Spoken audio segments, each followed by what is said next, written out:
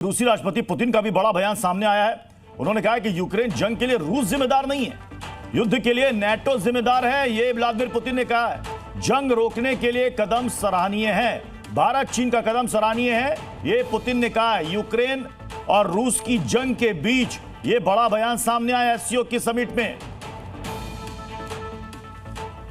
तीन बड़े बयान क्या है? आज जो तीन बड़े बयान आए आपको जल्दी से दिखा रहे हैं। आतंकवाद शांति के लिए खतरा है, दादागिरी के खिलाफ साथ आने की जरूरत है। शी जिनपिंग तीन महाशक्तियां क्या कह रही है, देखिए आप इसे। युद्ध रुकवाने की दिशा में भारत चीन के प्रयास सराहनीय हैं। पुतिन कह रहे हैं कि रूस और यूक्रेन जंग के लिए नाटो जिम्मेदार है और युद्ध रुकना चाहिए, वो भी ये चाहते हैं। और युद्ध रुकवाने की दिशा में भारत और चीन जो कोशिशें कर रहा है वो सराहनीय है। यानी कि नया पंथ एक झटके में अमेरिका को दरकिनार कर दिया पुतिन ने। जी देखिए, पुतिन बहुत समझदारी के साथ अपना, आप उसको चेस मूव कह सकते हैं, वो अपना चेस मूव प्ले कर रहे हैं। पुतिन एक तरह से डोनाल्ड ट्रंप को बार बार फ्लैटरी के जरिए उनको भड़का नहीं रहे, बल्कि उनको अपनी तरफ करने की कोशिश कर रहे हैं, क्योंकि उनको पता है कि अमेरिका में रशिया को लेकर बहुत ज्यादा नेगेटिव सेंटिमेंट है और वो बाईपार्टीसन है। और ट्रंप ही अकेले ऐसे अभी तक एक नेता है जो ओपनली रूस से फ्रेंडशिप की बात करते आए हैं। पर उनको ये भी पता है कि ट्रंप के साथ कंसिस्टेंसी की भी समस्या है, क्योंकि ट्रंप कब अपनी बात से पलट जाए हम कुछ कह नहीं सकते।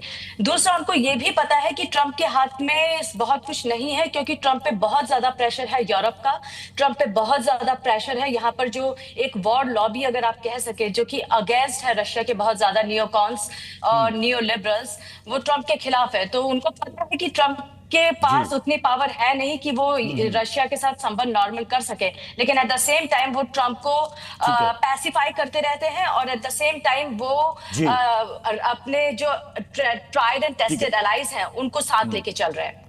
ठीक है, नया पंथ आप हमारे साथ बने रहें। मैं रविंदर सचदेवा सर आपसे समझना चाहूंगा, तीन महाशक्तियों के तीन बयान अभी तक सामने आ चुके हैं और एससीओ का मतलब पीएम मोदी ने जो समझाया, क्या इस मतलब को लेकर ईमानदार नियत से बाकी दोनों देश भी साथ आएंगे? नियत और मंशा, ईमानदारी, यही की ऑपरेटिव वर्ड्स हैं जो आप कह रहे हैं। लेट अस सी, सबसे अहम होगा देखना जो जॉइंट स्टेटमेंट आती है वो कैसी आती है, और मेरे विचार से एक अच्छी आएगी, क्योंकि देखिए ये एससीओ के लिए और इत्तेफाक है कि अब की समिट चाइना में हो रही है।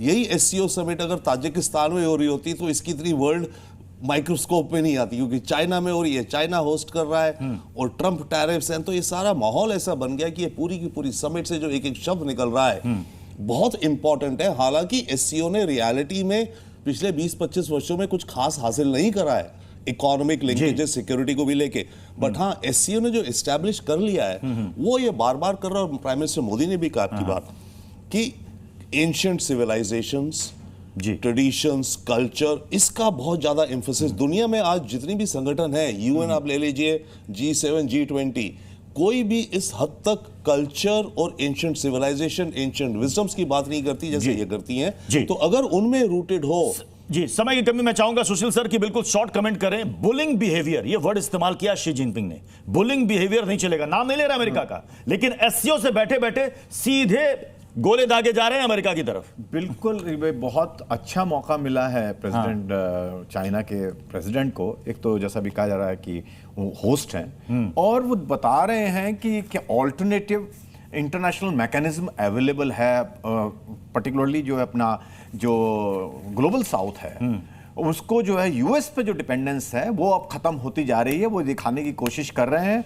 और उनकी जो कमियां हैं वेस्टर्न लेग जो इंस्टीट्यूशन है उसको उन्होंने दर्शाया है कि भाई ये जो आप ये जो दादागिरी करते हैं और ये जो मर्जी है वो कर देते हैं, उसका जमाना जा चुका है। उसके लिए दूसरे, ये मल्टीपोलर वर्ल्ड है और सबको अपना अपना मौका, अधिकार है, मौका है और ऑप्शंस अवेलेबल हैं उनको, ये वो दर्शा रहे हैं। जी, जेके त्रिपाठी सर, उम्मीद है कि व्हाइट हाउस से भी प्रतिक्रिया जल्द आएगी। हाँ, व्हाइट हाउस से प्रतिक्रिया आएगी, क्योंकि ट्रंप से तो ये उम्मीद की जाती है कि जब वो बिना बात के प्रतिक्रिया दे देते हैं तो अगर अब तो तियानजिन से इतने गोले दागे जा रहे हैं, तीन महाशक्तियां लगातार बिना नाम लिए हुए अमेरिका को टारगेट कर रही हैं। हाँ, तो अब ट्रंप वो करेंगे। और ट्रम्प से ज़्यादा तो ट्रम्प के जो चमचे हैं जो ट्रम्प से ज़्यादा ट्रम्प बनना देखना चाहते हैं, जैसे पीटर नवारो वगैरह, जो कि कहते हैं कि रूस यूक्रेन युद्ध के पीछे भारत है। तो उनको ये पता लगेगा कि देखो रूस खुद ही कर ब्राह्मण, वो कह रहे हैं भारत के ब्राह्मण। यस राठौर सर, बिल्कुल शॉर्ट कमेंट।